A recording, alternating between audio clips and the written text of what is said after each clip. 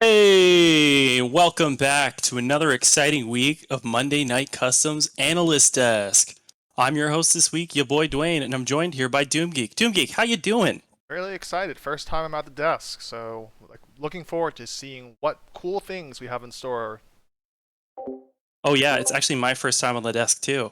I was George the first time around.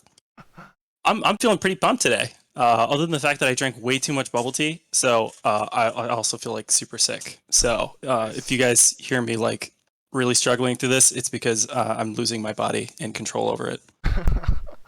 Let's go ahead and jump to game one. Yeah, sure. Let's talk about these team comps. I've noticed lately we've had some really great team comps in our customs. We've had team comps that make sense. They have identity. They have front-to-back team fighting, or poke identities, or pick identities. So what's going on here in this first game? Just kind of looking through this. We have the first team having some pick potential with a Morgana and Thresh Hook, and off the bat, Team 2 looks like a more normal Summoner's Rift team comp. You have frontline, you have support, and ADC. That's my first impression. Dwayne, what else do you think more about this? Yeah, I think you're totally right about that. Team 2 definitely has what looks like a more standard, like kind of Summoner's Rift team comp. They have the front line, they have a back line, hyper-scaling AD carry, an enchanter support. It seems like that team comp's like much easier to pull off. But honestly, my first impression is they're not going to have a good time on the Howling Abyss. They look like they want to engage in front-to-back team fighting, but they have no way of starting a front-to-back team fight. They have no real engage. If they had a Malphite or something, that would help a lot. But they can't really start their win condition or create the conditions they need to succeed in a team fight. So I honestly expect Team 1 to take advantage of that chaos and really pull it out in the team fights. Does that sound reasonable? Yeah, I think so. My personal bet, and I think this was a shared opinion of the audience at the time, is that Team 2 has the advantage here. I feel like if the Zed goes in, not going to do much against Cho'Gath. They have the Lulu to go ahead and cancel out the Zed ulti. Let's go ahead and see what actually happens in the game. Yeah, let's kick off our first clip. Here we're starting off at near the beginning of the game. Everybody's level 7. They just got their ults recently. 3-2 kill score. And we see a little poke from Victor. Thresh goes for the hook, but misses. There's a binding, but nobody can follow up on it. And oh, Cash goes in with the Mordekaiser ult, takes away the Thresh, and he's just beating on him in the other realm. But nobody can follow up. He's in there all alone. As soon as he comes out, he gets polymorphed, but Zed's in the back line. Wow. One shots Dwayne. Oh my gosh, the Tristan is dead. Zed keeps going in. He's polymorphed, but he's still putting up a fight, and he barely manages to kill the support before he goes down. Meanwhile, check out Vayne. She's completely untouched, cleaning up the end of the fight. What a fight. From the get-go, when Mordekaiser goes in, you think like, okay, this looks like a 1v5 situation, and Red Team tries to go ahead and capitalize that a little more and seem like, okay, maybe this is our time to shine. Maybe we go in. But then, Zed goes in, and unluckily, Lulu just happens to go ahead and make the Mordekaiser really big, allowing Zed to kind of start causing all sorts of chaos in the back. The Cho'Gath and Mordekaiser in the front line have to go ahead and suddenly turn around. Their team is super split, and I think we kind of talked about this a little bit in the team champ select.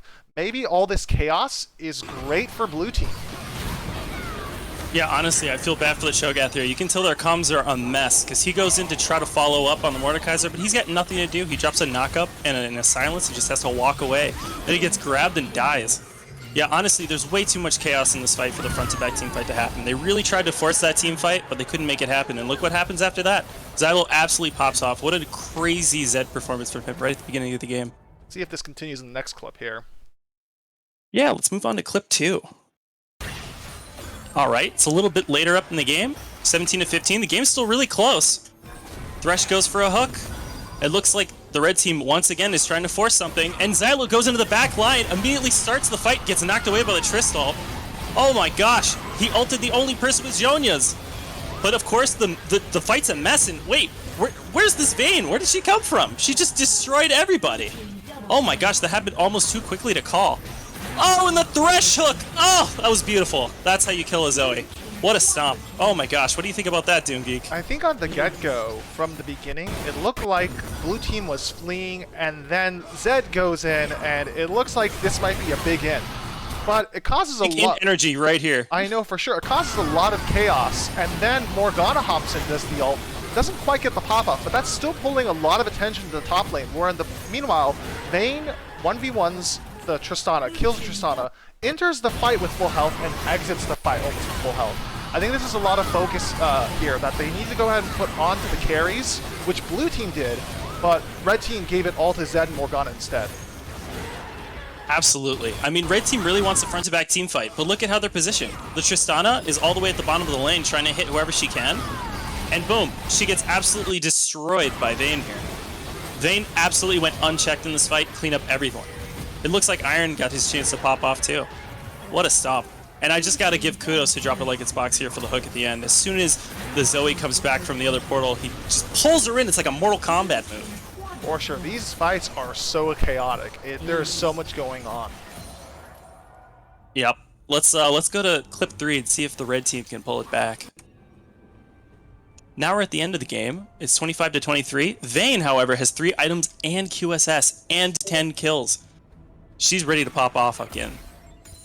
Wow, the gold's really close too. Yeah, I'm surprised. It looked like blue team was winning really hard. And it looks like, wow, okay, so Xylo dropped his ult. He traded almost all of his life with all of Zoe's life. And they disengage. Nothing more to see here, folks. Oh! But Zoe pops in again, and the Thresh is there. Thresh is ready to make things happen. And Vayne is now standing in front of her whole team, just taking everybody one by one. Oh my gosh, absolutely destroyed. Meanwhile, look at this ridiculous chaos over here. Mordekaiser got an ult off, and he's now down here with a Zed who's just killed, and he's completely by himself. The team fight's completely split. We've got Dwayne running away on Tristana, and 4 people from the blue team in the middle of him, and his Mordekaiser. Wow, what a crazy fight here. Well, off the get-go, you know, with Zed going in, causing a little bit of chaos coming out, red team's already a little bit low, but with Thresh kind of moving up and giving the Vayne space, the fight quickly splits into 2, with Mordekaiser kind of in the back of blue team, and the rest of blue team on the red team's carries. That like split, baby! That split right there caused so much chaos that I think that's really where Team 1 wanted to shine. And so, surprisingly, Team 1, the blue team, manages to take it. Honestly, in summary, it really did look like Team 2's comp made a lot more sense. I mean, they had all of the tools that you'd want in a Summoner's Rift team comp, and Team 1's comp looks like a mess. I mean, it's just a bunch of hyper carries. But Team 2 couldn't make the front-to-back team fights happen. Every single fight turned into a bunch of skirmishes, and Team 1 capitalized on that chaos, and Zed absolutely popped off. What a performance from them. Wow, wow, wow. We'll see if that same energy goes into the second game that we take a look at this evening. Yeah, let's take a look at the comps. Alright, so what do we have here, Doom Geek?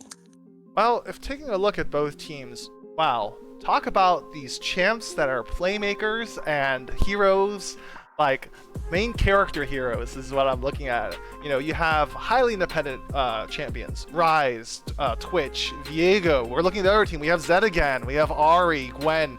These are all champions that are like really can make huge plays all on their own.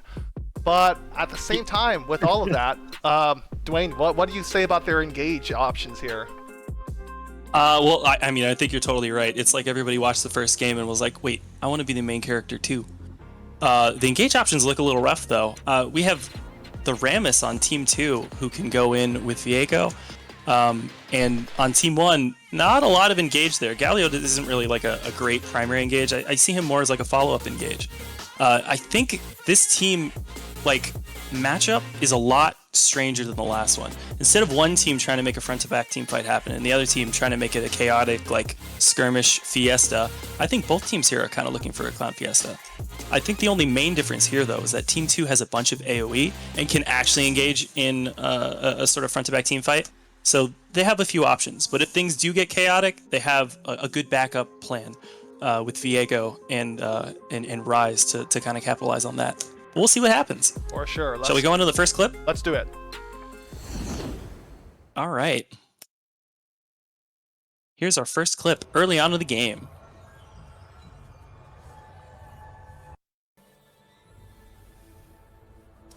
Alright, so what we're looking at here is both teams are slowly making their way up the lane, being pretty cautious here, kind of poking each other out a little bit. Morgana lands a pretty key binding here, Rammus tries to go to capitalize. They're both taunting each other, and they're kind of going back and forth. Gwen sees another opening here, gets a solid chunk in the Rise, and it looks like a fight's about to break out. Rammus goes in, but then Zed goes in, and rather Galio goes in the back, and they trade places. Jhin opens up, it looks like a fight's about to start, but not really. Morgana opens up, kind of starts a binding, backs up. These are so much back and forth, but suddenly, what's this? Bodies start dropping. Everyone's so low health from the red team. The Zhonya's by Morgana, and then Viego just starts getting all these resets. And suddenly, wow, it's 4v2. What happened there? That all happened so fast. Oh my gosh, if you thought the first game was hard to cast, what the heck happened here? It was really hard to say exactly when everything went south for the blue team, but I think what's really impressive here is that both teams are kind of sending in these super mobile carries. You can see Gwen jumps in and then jumps out. Rammus goes in, jumps out, and neither team can really commit to a full-on team fight. Now Mordekaiser's in, Galio's in, and now he's out. Morgana's in, and now Morgana's out. But the person who really can succeed in this situation is Viego, who, after they get the first kill on the red side, starts taking over bodies, and then distracts the whole backline, and then comes back to kill Zed. Look at this, it's 5 people on 1, while the rest of the blue squad was zoned by Viego. Wow, that return by Viego was really big. To kind of make them go back into a 5v2 for the red team, huge. Yeah, honestly, doing super pop off that fight, I think that was super impressive. Yeah, and now we're off to another clip? Yeah, let's roll on to the next clip. Yeah, so in this one we have Arya right off the bat. Ults and misses the charm. So again, we're having the situation where both teams are kind of trying to look for a way to start the fight. And, oh, this is big. Galio goes in, and it looks like the fight's starting. Oh my goodness. All this back and forth here. First Zed goes in, then Galio goes in. Meanwhile, red team's Viego and Rammus are going in. But it's this time red team that gets split up, and blue team the one that's mobile, going back and forth to go ahead and ultimately come together as a team to pick off people one at a time. A lot to take in there. Wow, honestly, I think the pivotal point in this fight was definitely Xylo. He saw what Dwayne did on Viego last fight and decided to completely emulate him. Look at him, 1v4 back here, takes the whole team, distracts them, and then goes back to his ult, and they killed Rammus, and or they focused Rammus and Viego together. Honestly, super impressive. He absolutely bamboozled everybody. I had no idea that Galio could dive in on the Zed shadow. That was incredible. I think actually he hit Zed right before he snapped back on his ult. Oh my goodness, that timing. Super, super clutch. Let's see if he can pull it off in our last clip of the final game. Alright, it looks like we're getting pretty close to the end here. Both teams have a lot more items, there's a lot more gold on play here. And again, being super, super cautious here. Oh, and it looks like Viego goes in. Rammus fighting Gwen at top. Galio and Zed taking turns initiating, not fully committing to the fight. And then once the fight breaks out, they're already too low, and it becomes a deathball situation for red team. They're slowly taking him out. Gwen is out. Galio's down, and leaving just the Jhin. Oh my goodness, there's the Rise ult for a pincer there. Is this going to be an ace? And it's an ace with all of red team staying alive there. Again, what a mess of a fight. There was a lot happening. Rise ult is enabled on Howling Abyss? I had no idea. I've never clicked it before. Wow, I honestly, I think what really fell apart for blue team here is they tried to do the go in, go out thing again. After they get the charm, Galio commits to something. He's like a tower dive, but then he backs up, and then Xylo's caught all by himself in the end. It's like they were completely scattered with their comms. Yeah. Props also to the Rammus too for kind of zoning out the Gwen, and like they weren't quite sure if Gwen was probably watching the Galio and Zed take turns start the fight and wasn't sure if the fight was happening. And by the time, the Jin ulted made the fight was clearly happening, it was a little bit too late. Red team had already taken some folks out. Yeah, honestly, great synergy from the red team. They absolutely deserve that, and they go on to win that game too. For sure. Wow, what a crazy, crazy match. Wow. I mean, honestly, it looked like a lot of people were playing like super high skill cap, high mobility, high agency carries on this in these games, and they had a lot of agency. They wanted to like skill check people, and I think especially that second game was really exciting to watch. For sure, for sure. Well, I really hope that the see later today will have the same energy and will be just as exciting. Absolutely, and if they int any more, these teams could go to NALCS. Well, thanks y'all for watching. I'm your host, David. And I'm your boy Dwayne. We will see you on the Howling Abyss. Catch you later. Scoop, scoop.